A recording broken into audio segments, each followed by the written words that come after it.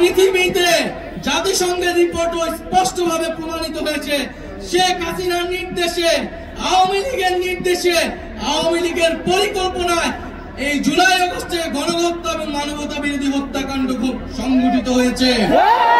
আজকের এই বিক্ষোভ সমাবেশ থেকে আমরা সুস্পষ্টভাবে বলতে চাই, অতি অবিলম্বে আওয়ামী লীগের যে নিবন্ধন, সেই নিবন্ধন বাতিল করতে হবে।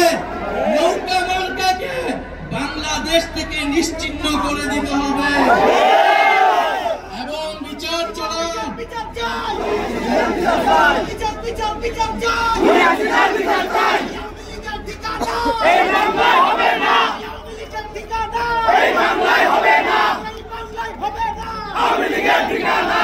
এবং বিচার চলাকালীন পর্যন্ত আওয়ামী লীগের সাংগঠনিক এবং রাজনৈতিক কর্মকাণ্ড আইন করে নিষিদ্ধ ঘোষণা করতে হবে।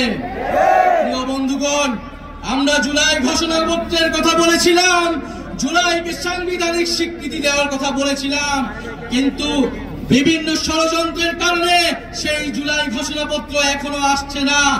ভুলে গেলে চলবে না, এই জুলাই গণঅভ্যুত্থানের ফলে কিন্তু আজকে বাংলাদেশে যারা রাজনীতি করছে, যারা ক্ষমতায় যাওয়ার স্বপ্ন দেখছে, তারা কিন্তু এই শহীদ পরিবার এবং আহত যোদ্ধাদের আত্মত্যাগের ফলেই স্বপ্ন দেখতে পাচ্ছে।